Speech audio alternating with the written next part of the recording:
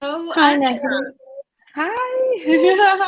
This is so Hello. amazing. Hello. Imagine we are here now. Yeah, Hello to all the women of the world. Yay. yeah, we are here. We're doing it. That's it. We've been talking about it and working towards it, and it's been like, Yes. right? And now it's finally here. So let me Amazing. start by sharing the value that you're going to talk about. Share a little bit more about you, who you are, and then we're going to dive in this conversation. And yeah, we're going to have a lot of fun in this conversation. So Anya has chosen the value being a light upon the nations. Ooh, love that value. A very, very important value. So that is the value that Anya chose, and the title of her speech here is "Your Light Cannot Be Dimmed." Unleash your feminine leadership in a digital age. Wow, so many concepts and ideas in this title. So before we start, let me tell you more about Anya. So Anya is a spiritual coach and energy healer. She combines her visionary intellect and creative force with her identity as a religious woman in her work, and her company is Harmonized. So you can also get her gift, when we share the gift page at the end of the day. But the first thing that I want to ask you, Anya, is out of all the Jewish values that you could have picked, you chose being a light upon the nation. Can you tell us Yeah. why you chose this value? Yes. I think one of the reasons why I chose this value is because there's something so profoundly beautiful about it. And I really wanted to sort of share that beauty because being a light onto the nation, I actually think it is literally or essentially comes down to that we need to embrace who we are. And by acceptance of our narrative or of our inheritage, then we claim our own soul's right and presence here on earth. And by doing so, we reconnect ourselves with our divine presence and the Creator, the Eibishter Hashem. But you don't have to be religious, you don't have to have a a concept that's sort of uh, only grown, not only, but it's grown from Torah only, because acceptance of your inheritance is essentially an acceptance of yourself. You can't really run away from who you are. And if we don't insist on being who we are, and it doesn't matter what context or who you are, what you're born into, but here's this context of Jewish women. So if we turn our backs to that storyline that we have and the inheritance of it, then we miss out on our own truths. We miss out on the true empowerment to your existence and the potential of your, dare I say, greatness, perhaps, because Okay, it's really that stepping stone right. where you can move from something more sort of, yes, I have a job and I have a business and this is what I do, but sort of take it to that level to the where you can state, but I insist on leaving a legacy with it. So I from what you're saying, Anya, I'm hearing different levels. I'm hearing the individual level, which is every person being aligned with who they truly are and connected with their roots and connected with their origin, and in order to live a more fulfilled life. But I also hear that on a collective level, on a level sure, of a people, that we sure, also need to embrace our narrative, and we also need to embrace our history, our story, our heritage yeah, in yeah, order to be more fulfilled, or in order to be a light unto the nation. So well, I don't know if we'll be. It's a tricky thing, really, because will you be fulfilled? Maybe. Will you be challenged? For sure. You know, right. it's not this idea and concept about let's chase happiness. Let's move in that direction. This is not really the sell here. The sell, or the point that I'm trying to come across with, is when we embrace, when we accept who we are, and when we understand that we are a covenant of faith, and that we are a nation with a contract, literally with a contract. I don't think there's any other nations in the world that has a contract, and particularly if they do, not something that would go so far back in time as ours do. But when you actually take that into consideration, you might want to ask yourself, oh, maybe because I've got this contract, it's because we actually, one of the main reasons why we survived for over 3,000 years under circumstances that were just horrendous, horrendous. And so the question is, were we ever truly in a situation where we could be allied unto the nations? Because this is where I really want to take things. I actually think that the times that we live in is calling us more than ever to be it. And it is because we lack leadership, morals, and ethics throughout the world. It's just societies are crumbling. But on the same time, we have a personal freedom that we have never had before. And it comes obviously with the fact that we have the state of Israel. Now you will always have a safe haven. You do not survive today on someone else's mercy. And when you have to survive on someone else's mercy for 2,000 years in the diaspora, you just have to sort of be reasonable about it and ask yourself, could we really take things to the level that we might have a massive potential for? And I doubt that somehow, because it was so, yeah. Yeah, no, but I'm trying to understand, what you're saying. And please type in the chat if you have questions for Anya, or if what Anya is saying is resonating with you, because I think that there are a lot of interesting ideas here, and we want to make sure that everyone is also joining us in the conversation. So please type in the chat if this is something that you want more clarity, or it resonates with you, and why it resonates. So you're saying that the specificity, one of the specificity of the Jewish people, is that we have a contract, and that is giving us a responsibility, right? Yes. That is giving us a responsibility towards the other nations, and that the game changer here is that we have the country of Israel, we have the state of Israel, who is changing the game. So I have two questions for you. I agree completely with you, but I want to try to go deeper into the conversation. So first, I want to go deeper into what is the connection between having a contract and having a bigger or higher responsibility in terms of leadership. Like, how is that connected, and why do we have, as the Jewish people, a bigger responsibility than other people that are were even before us? You say 3,000 years. I'm sure some people will come and say, we're here 5,000, or So why do us as a Jewish people, we have a higher responsibility, and how do we have to express it in our leadership? Like, why us, and how do we have to express it? I know those are big questions, so we might not have time to answer it all, but I want to have this discussion with you.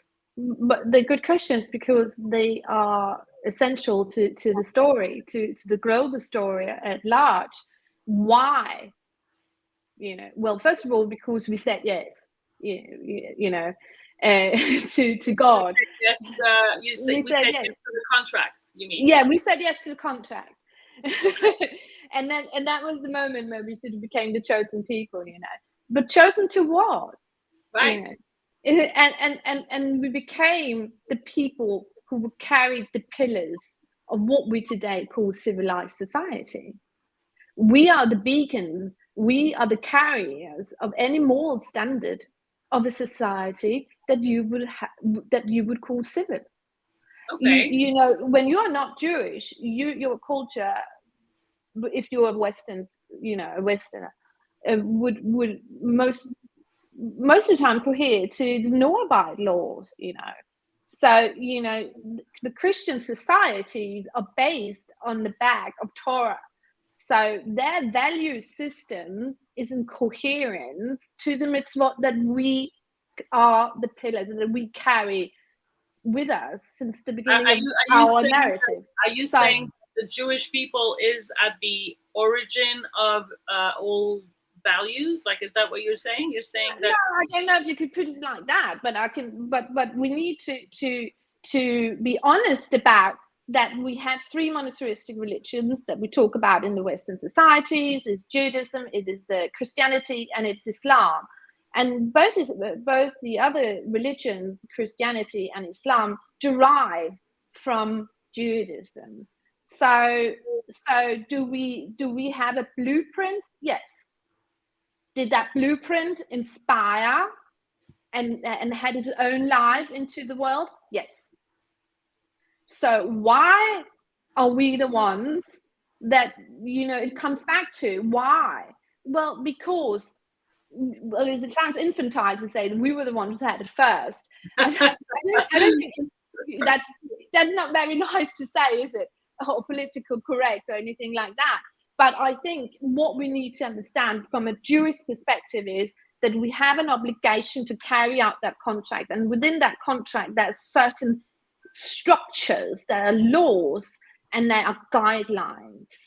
And once we step into that, once we start using it as a leader, then you start shining that light. Then you start becoming, you know, the beacon of a vision that has a long tradition, but that will carry the torch to the future. I see. And that's the potential of greatness. I see. So I understand. I mean, I understand. I hear what you're saying. It's a big concept, but I want to come down. I want to come down now. And again, I'm not seeing people in the chat, so either they're like hypnotized with what you're saying, or they fell asleep. Or they fell asleep. I don't know. But please tell us that you're here and that we're not having this discussion by ourselves. Even though I'm happy because I love those discussions. I think they're so essential. So tell us how it resonates with you and what do you hear. But I want to go a little deeper. Fascinating. Here we are. Hillary is here. Yes, thank you. So I want to go deeper. So the Jewish people have a contract. You know, they said yes. Oh, Sandra is here. Perfect. Sandra is also one of our speakers. So we said yes, and that's why we have a responsibility to be a light unto the nation. In short, okay, I'm making it. In short. I mean, this is. I want to go more now towards the women part. Yes. Like how do we? What is the role of women in all this? Do we have a special role in this? And if we do, what is our role? Well, I think we want to talk about what, you know, how we address things as women. And I think so many of your speakers here has just so much wisdom and so many wonderful perspectives on this, you know. And so stepping into leadership as a woman, it's because the woman is essentially the receiver, and then she gives back from that. She is the receiving energy. So what I want to connect here a little bit is receive the light of the contract, cohere to the blueprint, and then take it further. Take it into your business, take it into your family, take it into the world, and use the new age that we live in, the digital age, for efficiency, for clarity in messaging, but also for protection. Because it creates protection too, all according to how you use it, how you implement it, and it will save you time, it will save you money. I just, before I came on here a few hours ago, I wrote a blog about this, what we were going to talk about. and I went to ChatGPT. I prompted it accordingly to what my values are, because I am very specific about that. It has to be very precise, what I wanted from it and what the key points should be. It took, I don't know, 45 seconds, and then that block was done. You see, that's very efficient. So if you want to talk about leadership, and you want to talk about raising the level, and you want to show your light to the world, and take that value system with you, because your story is your brand, right? Who you are. So what is your value? How do you define it? So when I prompt my ChatGPT to know my value, to understand what I want from it, it saves me maybe days. You know, I mean, what I'm trying to say is here that we have an opportunity in this time that we are in right now that is just profoundly fascinating, and we've never had this before. And I just so want, if there's any take I want anyone to take from this as a feminine entrepreneur, a woman leader, or a mother, or whatever, or politician, then it is, oh, now I lost it. Do you know that? Boom. It's gonna come back. Really, really want you to take that with you, that you can do things today that no one else could in the past, because we carry a story and we carry so much in our lineage that is very, very difficult. And there is a legitimate fear, particularly amongst women, that showing up, raising your voice, let it be heard, not kosher, it's not appropriate, you become crass, you shouldn't share your opinions and all these things. But the other fear is also that you can be targeted because you're Jewish, and that being out there on social media or using all this modern technology actually exposes you in a way that you find very scary. And I'll just want to address that you can do so much and use these tools for holiness and beauty, and have them define your value system in such an efficient way that is just mind-blowing. And you have to ask yourself, if the fear is that you're afraid of exposure, why then try? I mean, that sounds a little bit depleting, but you have to be ready to take ownership. You have to be ready to step up and grow with it. And as a leader, what you do is primarily problem solving. And so if you have AI technology that can problem solve and help you, you want to use that. If Facebook gives you free adverts, right, with the best algorithms still out there, the very generous still on Facebook, then you want to be out there. Why pay for it when you can get it for free? I mean, please, we're Jewish here. We know it's a good deal. So I understand. If I would, to see what you're saying that we have this ancient history, which is so rich and so present, and this heritage that we have on the one hand, and on the other hand, we have those modern tools that are allowing us to express, our role and our leadership and our responsibility. And you're saying that women in particular have to be in the forefront of that leadership, because they're the ones that are receiving, and they're the ones that are giving back after receiving. So last question, and then I want to wrap up, but tell me, how do you see the role of a woman? Because you say go on ChatGPT, go on Facebook, and when you have a business, you definitely want to promote your business, because that's also your livelihood. But what is the difference between going on ChatGPT or Facebook and using all those digital tools to be a leader, to be a Jewish leader, and having a business? Like, is it the same thing? Like, if I sell shoes, I'm not being a leader. I'm not changing the face of the world. I'm selling shoes, so I'm on Facebook because I'm selling shoes. So how is someone who's having like a business that is not connected to a purpose or to something that is changing the world, how do we find that leadership then? Well, I think it doesn't matter what you sell, because essentially what's really selling today is authenticity. You know, if you have authenticity, and if you work with that on a continuous basis, showing up with that, you can sell anything, because that's what people want. There's a mistrust in this world that you can harvest from, not because you want to bring more to that, you know, but because you can step into your true sense of value, touristic blueprint of how to conduct yourself in business. You know, we have so many profound laws considering this. And then if you show up with that, educate yourself, or you don't have to educate yourself, but just be a really nice person who's always honest, and then you already have it, you know.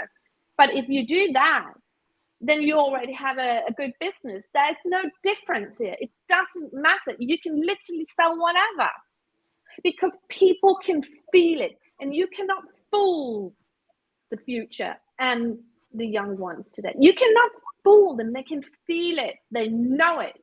And then they tap into you, and they want to connect with you, and they want to be with you. And then, get this, they're going to tell you, thank you. And then you're like, but I was just selling you something that was really expensive. And then like, yes, thank you. Because that's what happens when you work in an alignment, and when you are complete in coherence with your true value, your brand, and your marketing strategies, or whatever it is you're selling. Authenticity is gold. You got that? Definitely. You're already flying. So we have Siegel here, who says that what is resonating is that we are privileged to have this handbook, contract and duty to act as Kiddush Hashem, right, in the name of God. And Hanisu is saying, yes, I'm ready. And Bernice is saying, yes, wow, we have so much resonation here that's really resonating from all over. Wow. Thank you so much, Anya. I think that this is so enlightening. You have your gift is available on the gift page, and I think it's a conversation with you, right? I've already gotten a lot of response from that, so I don't think I have that so many seats left. I think I maybe only have. Amazing. Yeah, but I did also add a bonus.